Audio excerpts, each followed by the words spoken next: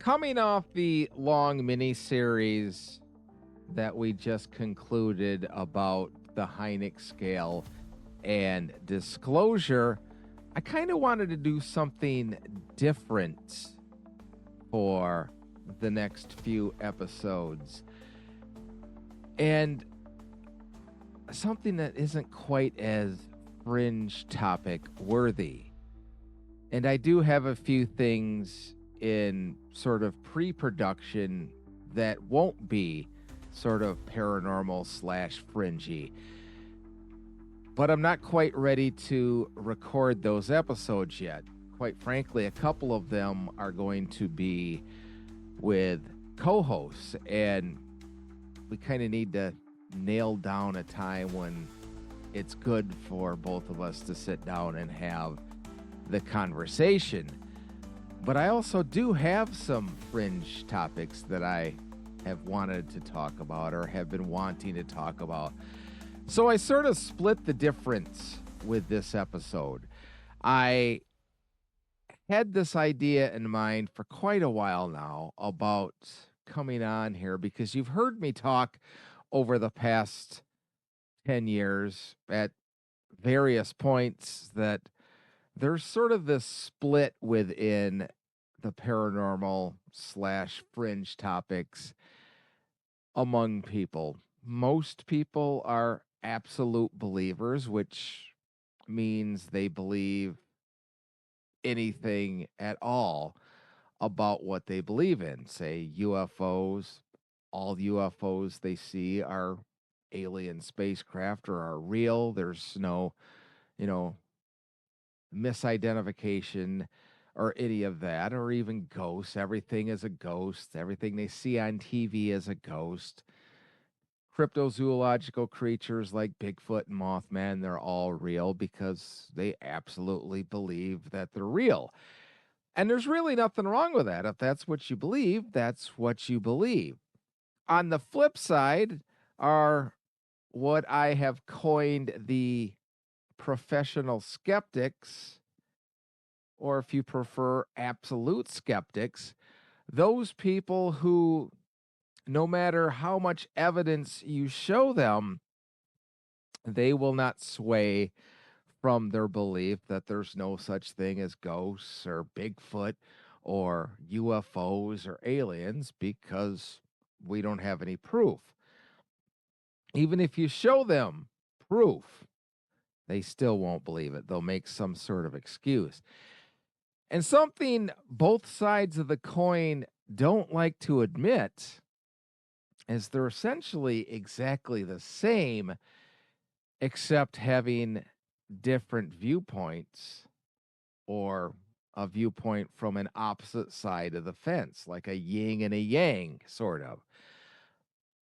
So I thought it would be fun to come on here and do a topic called myth or reality, where I took a handful of conspiracy theories and paranormal topics, and then one that's just sort of macabre, and we're going to put it to the test whether I think they're real or they're a myth.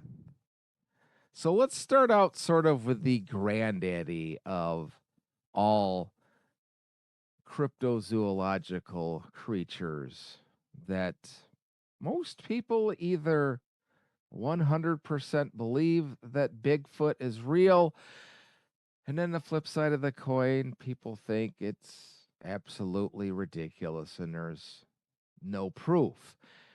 And to be fair to those people, other than the film I'm about to show you, we really don't have any verifiable proof. And to be frank, the film I'm about to show you, you think is real if you believe in Bigfoot, but do we really know if it is? Both men involved are now passed away, so it's not like we can get a deathbed confession out of them or anything like that. And I'm, of course, talking about the most famous Bigfoot footage of all, the Patterson Gimlin footage from the late 1960s. And I used the original one. I know there's a stabilized one that's out there now, but I wanted to get the original one without any what people might call tricks to make it look more real. But we all know this famous footage, whether you are a believer in Bigfoot or not. And the skeptics or the non believers will say, well, if there's Bigfoot out there, then how come we haven't found a dead body? How come one hasn't been shot? How come we haven't found scat or some kind of DNA that we can verify that Bigfoot actually is real? And those people will point out that they're almost always guys in a suit. And even people that are skeptics will say this was a guy in a suit. And they have put up their alleged evidence that they had proof that Patterson had purchased this suit from somewhere in North Carolina. And they hired somebody to wear the suit while they filmed this. That has all been completely denied and debunked. And even though there was a sort of parting of the ways of their friendship, Patterson and Gimlin both went to their deathbed insisting that what was captured here was, in fact, a strange creature. So, is it myth or is it reality? That's kind of a hard one. I'm starting out with one that's most difficult because I do think the possibility is out there that there may be a creature like this that we don't know exactly what it is. And maybe it is Bigfoot or Sasquatch, if you prefer. Unfortunately, on the flip side of that, I have to lean with the skeptics as far as so many people you hear about witnessing and experiencing Bigfoot, which I'm sure people have. So, on the believer side of that, I will say that I believe some of the people, but the majority of them, I don't. I think they're wanting to see Bigfoot and they're seeing Bigfoot in a lot of different situations because they want to see it, specifically with sounds and trees that have fallen that they will call structures that Bigfoot builds and whatnot. So, is it myth or reality?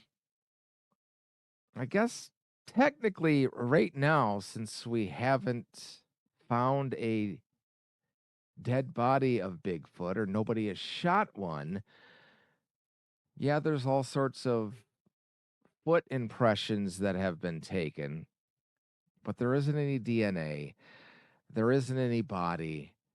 And other than footage like we just watched, that's the only real proof that we have.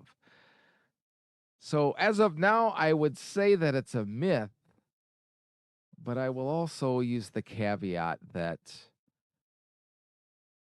I still think that's possible because we're finding new species of animals almost yearly on this planet. And there's so much of this planet that we have yet to explore. So I'll go with myth with an asterisk. So Bigfoot I called a myth with an asterisk. This next one, it's definitely a conspiracy theory. It's definitely fringy, and it's definitely, well, it's definitely. Let's just start out there and watch the clip.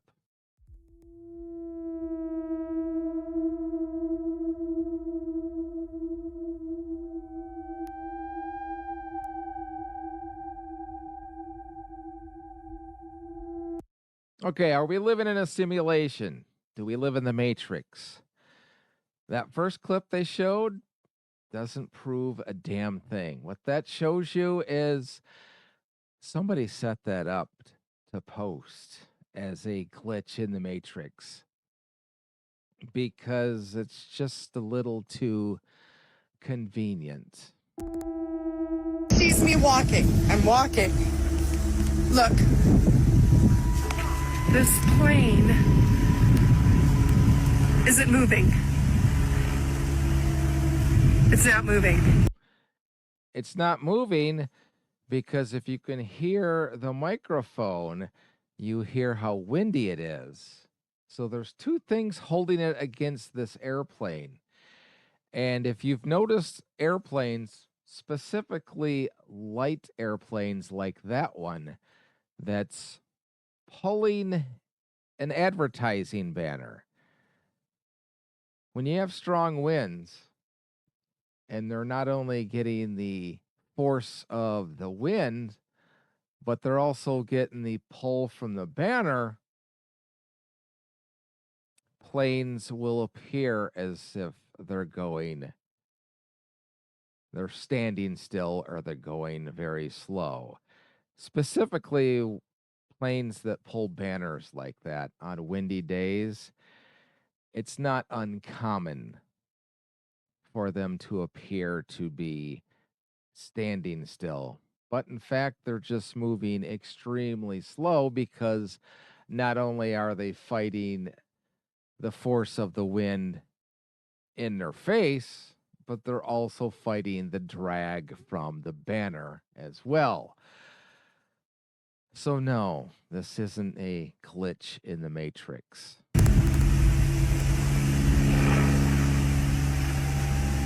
But it sounds like it's moving. Most of y'all know how I feel about my neighborhood, right? This one doesn't make any sense. She's going to point out that all the houses look exactly the same and there's all the white cars. But let her finish. It's a fucking simulation.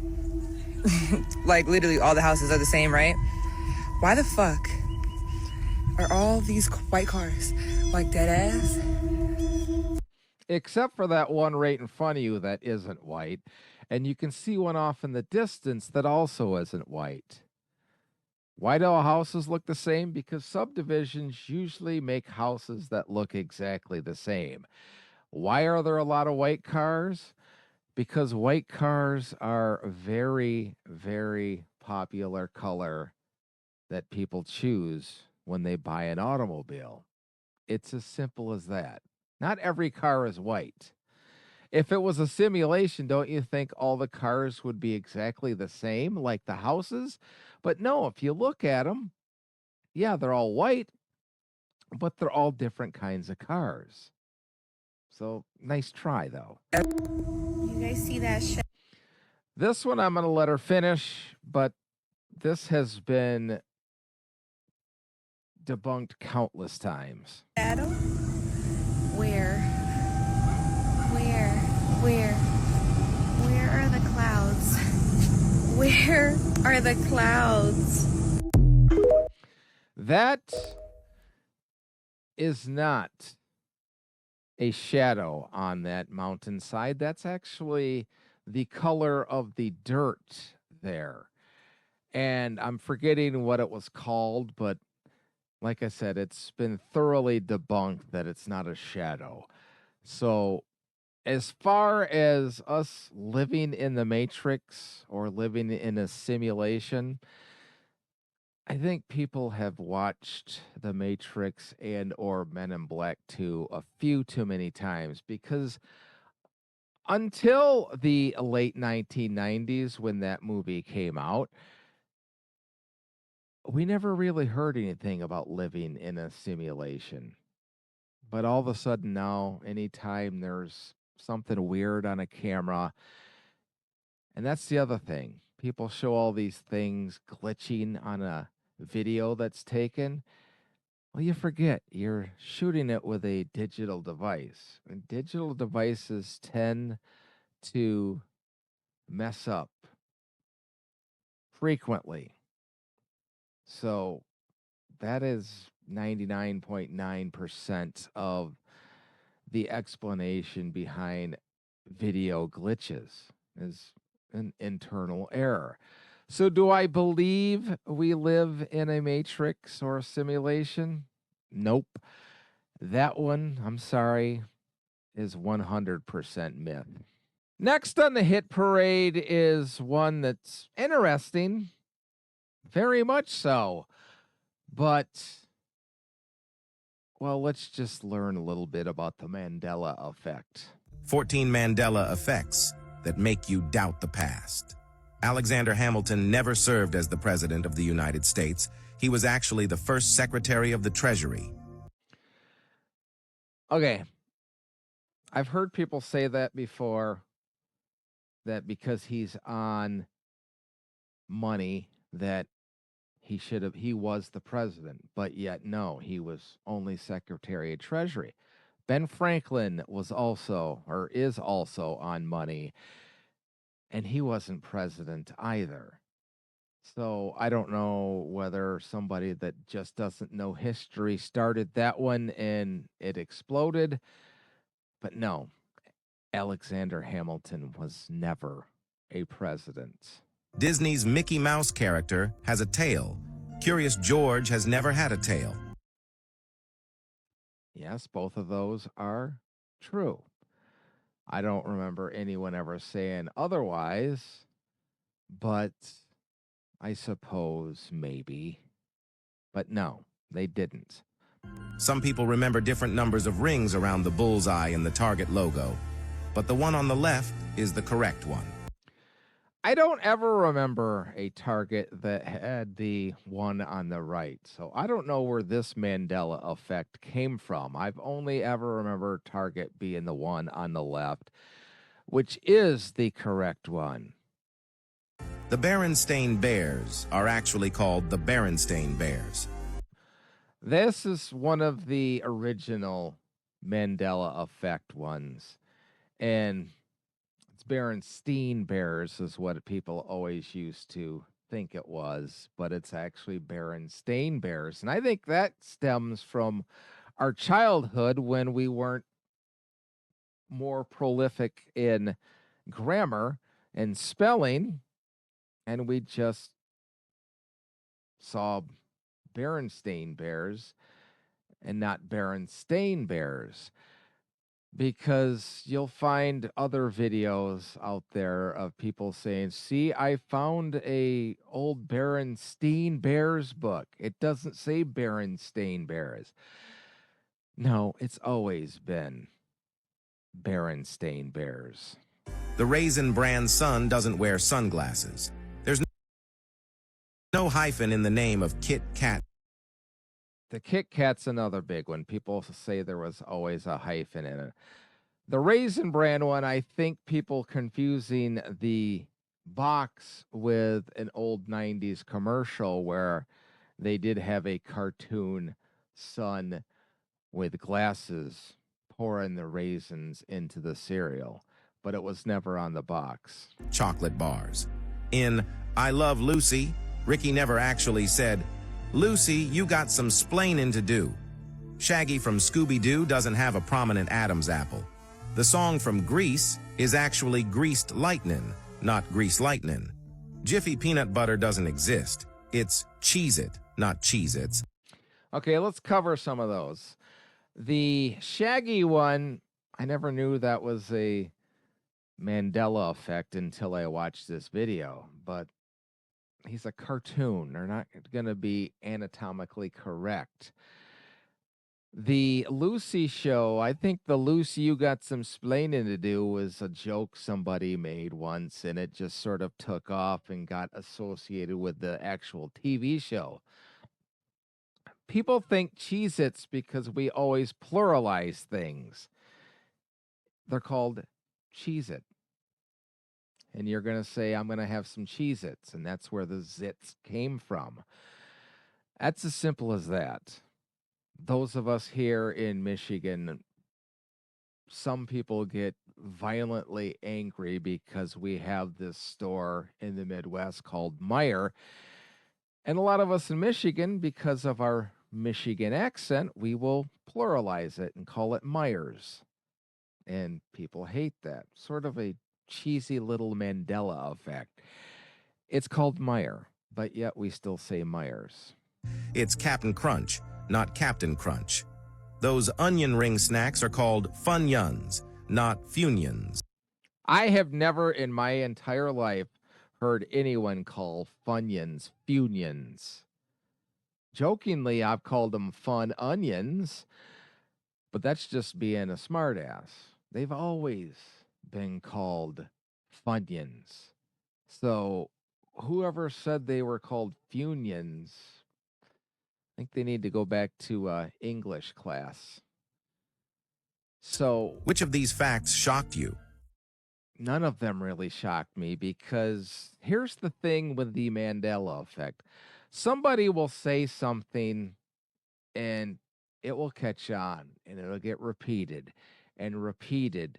And when it blows up, our mass consciousness will start to believe it. Like the Jif example, the Jiffy example. No, there has never been a Jiffy peanut butter, but people out there will insist that there was.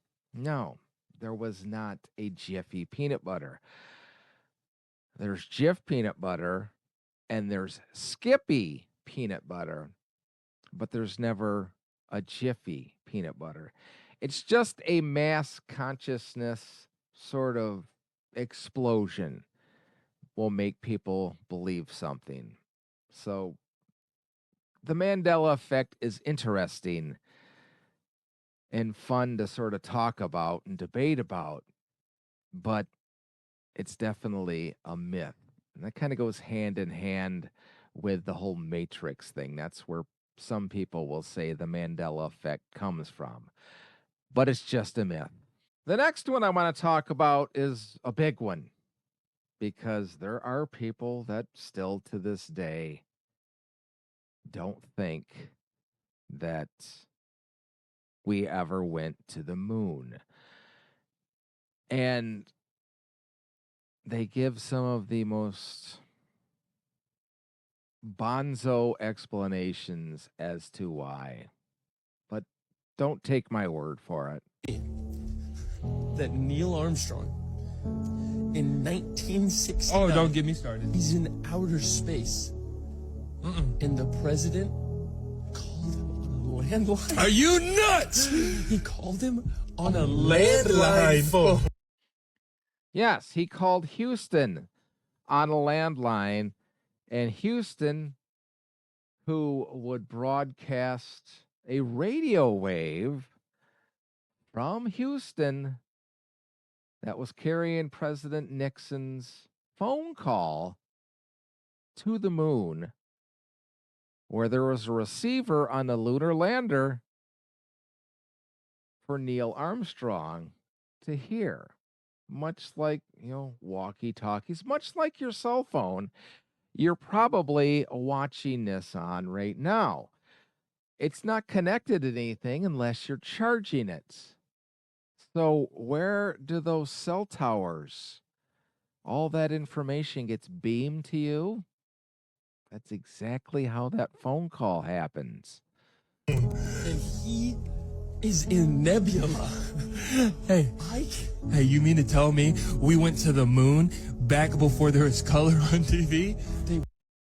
Well, there was color TV in 1969, but I get what he's trying to say. Back in the days of black and white TV, that's a problem with people is they think that we're so technologically advanced right now that back in the late 1960s, that was the Stone Age. There's no possible way. Well, there was a possible way. Went up in an aluminum box that kindergartners can make. And then you Kindergartners could not make the lunar lander.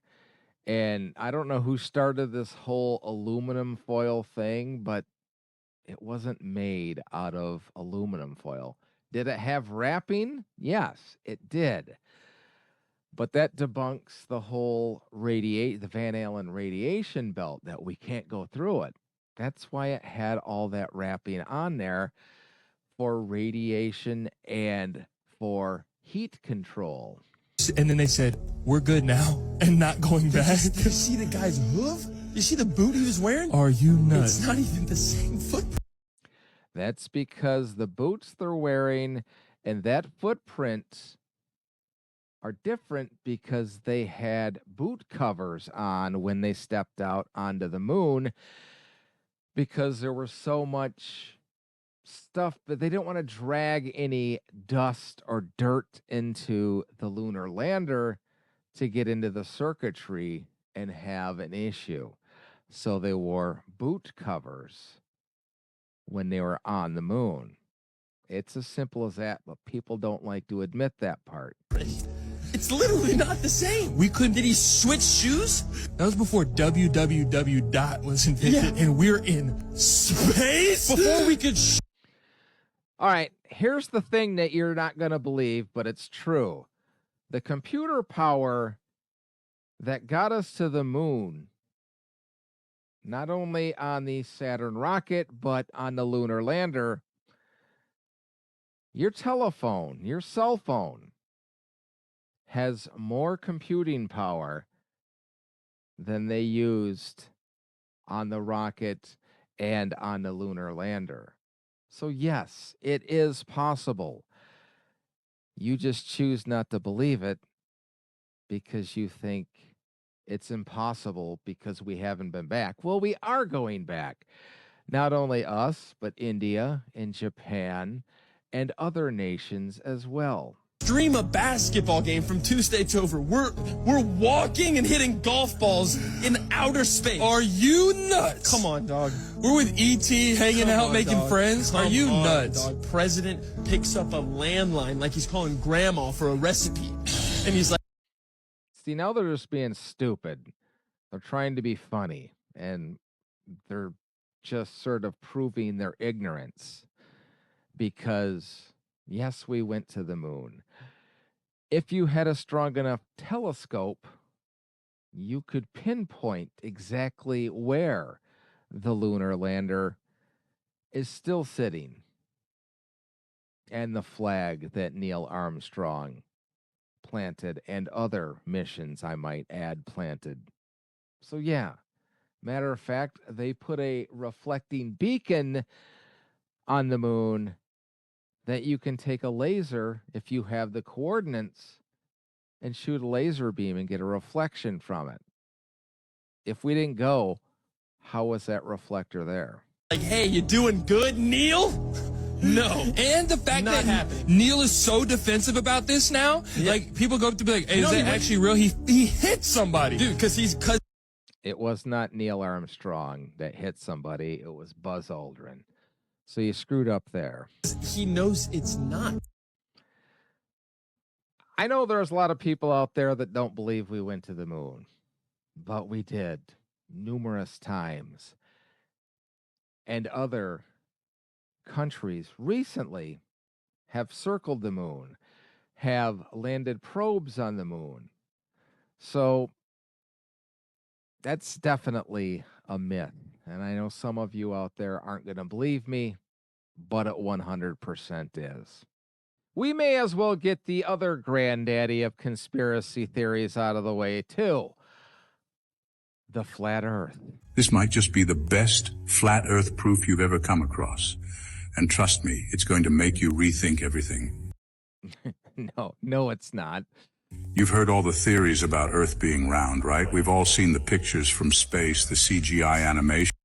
The CGI animation.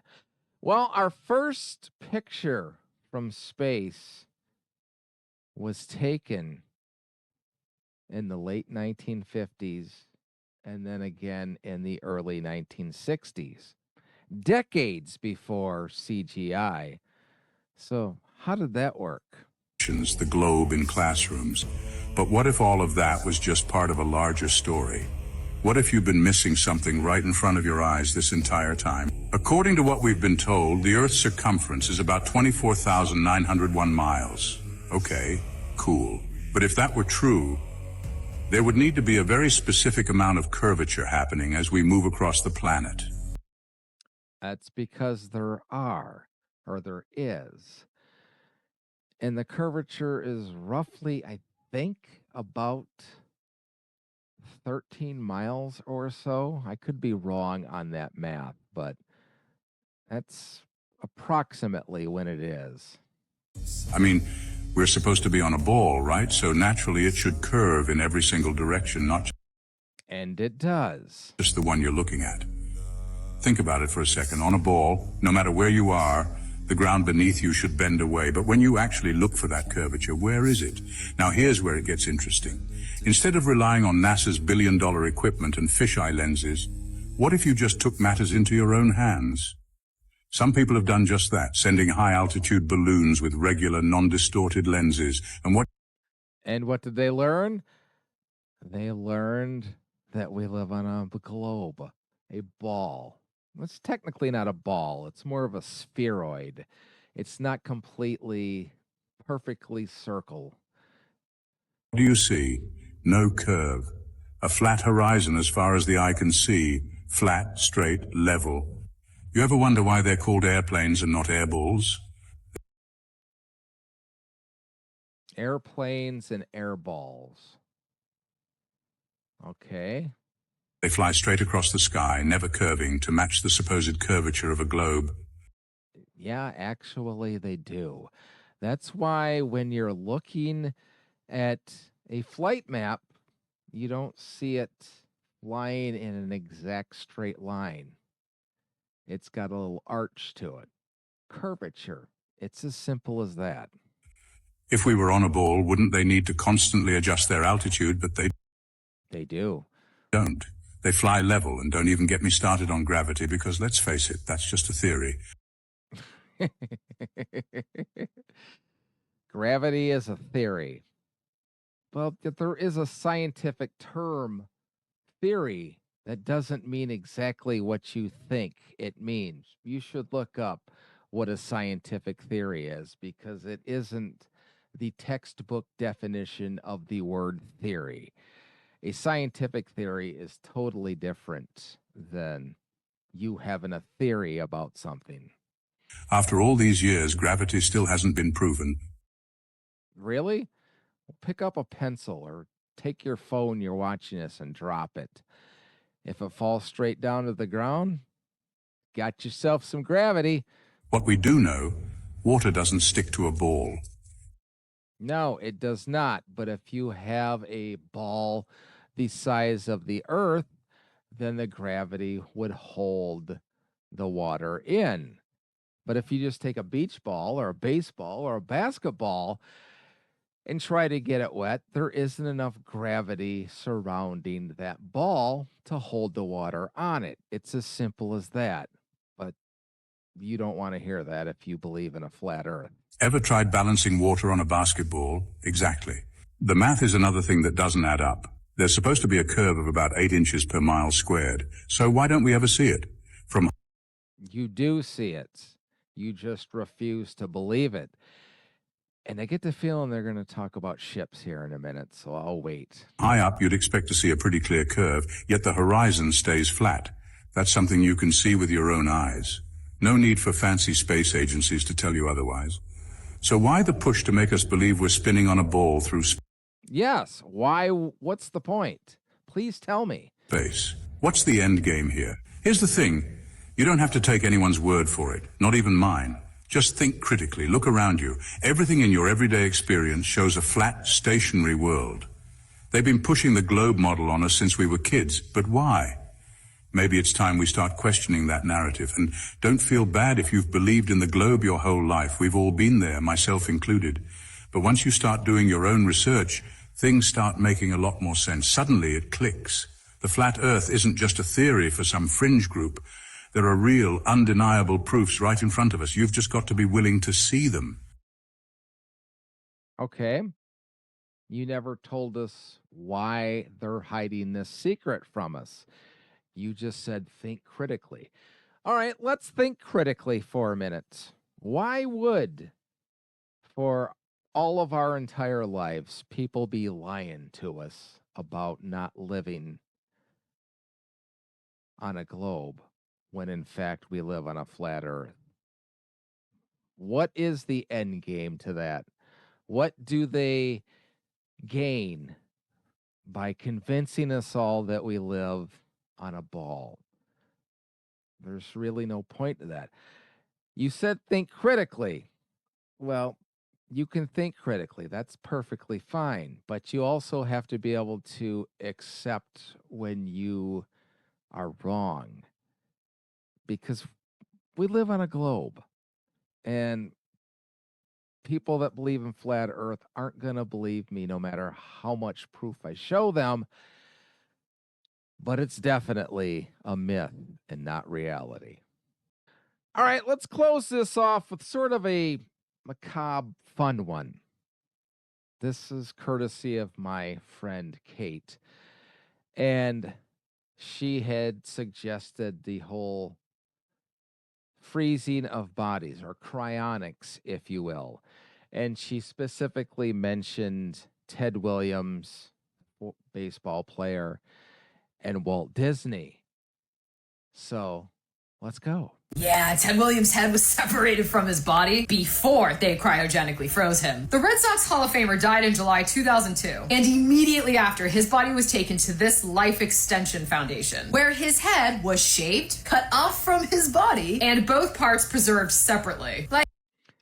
I did a lot of reading on this after Kate suggested it, and so far everything she's saying is 100% true, but I never really found out a reason why they separated his head from his body. Maybe it's preserving, I don't know. I never really found a good explanation as to why they would cut his head off and freeze both of them, but they did.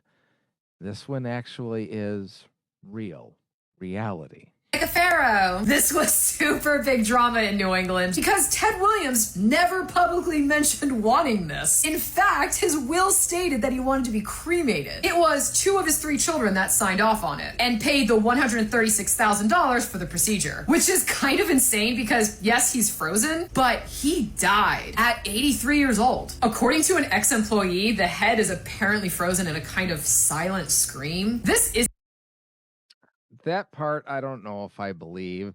The whole silent scream thing. If he was already dead, why would he scream when they cut his head off? So I think she's adding on to the story here at the end. Everything she said up until that point was true.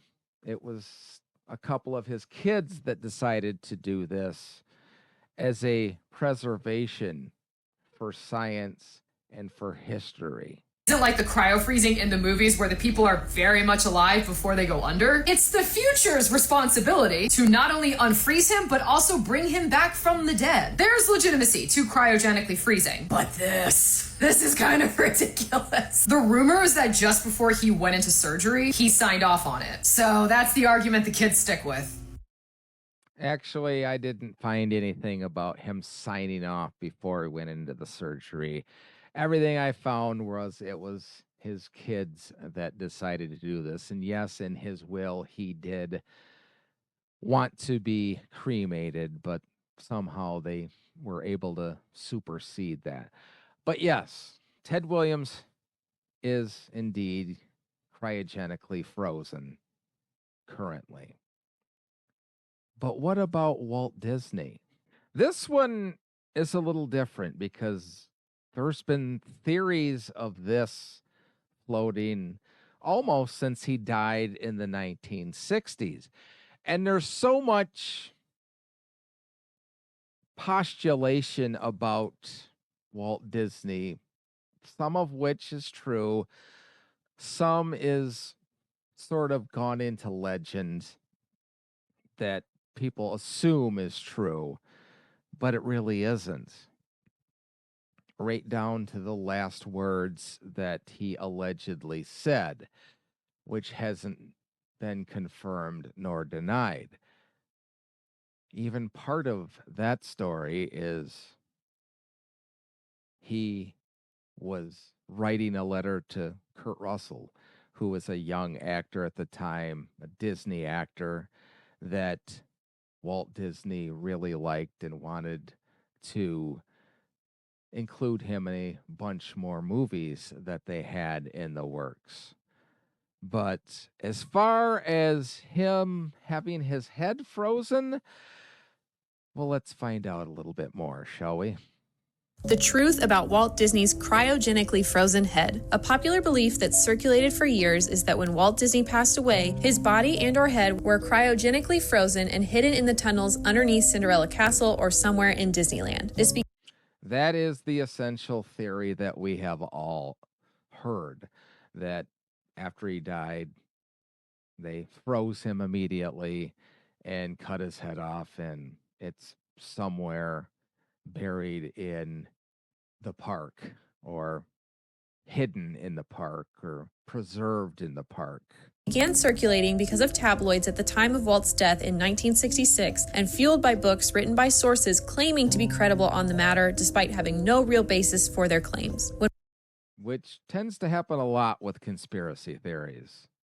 People will write stuff and claim that they have sources, but they never produce said sources and or evidence. When Walt Disney passed, not only was Disney World nowhere close to completion, but his remains were cremated and his death certificate is signed by the attendant verifying his cremation. His remains reside in Glendale, California, and his family has verified his death as well. His daughter Diane even debunked this myth, saying, "There's absolutely no truth that my father, Walt Disney, wished to be frozen. I doubt that my father had ever heard of cryonics." What's the most bizarre Disney myth you've heard? Follow Alliersnet for more. Now, a lot of things can be said about Walt Disney. Was he the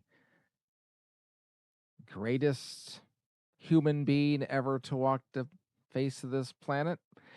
No, I'm pretty sure there was some, shall we say, dark past with him as far as humanity goes. But as far as him being cryogenically frozen and put away for revitalization later on after we learn how to bring people back from the dead, I think you can see there that that one most definitely is a myth.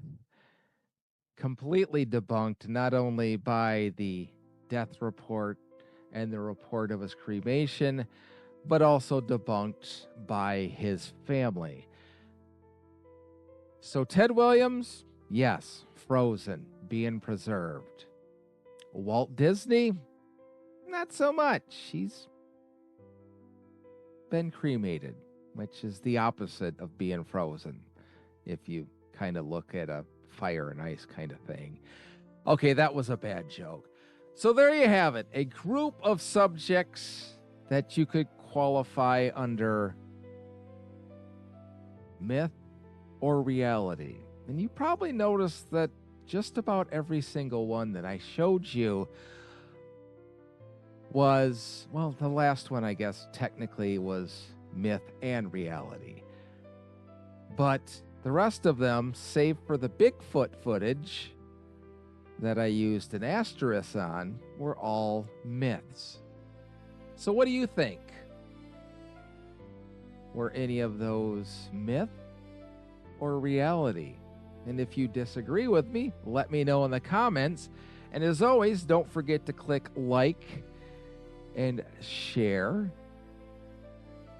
and subscribe so you're notified each time there's a new episode.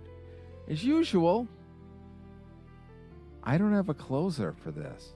Well, since we're talking about myth and reality, I'll close with a famous X-Files quote.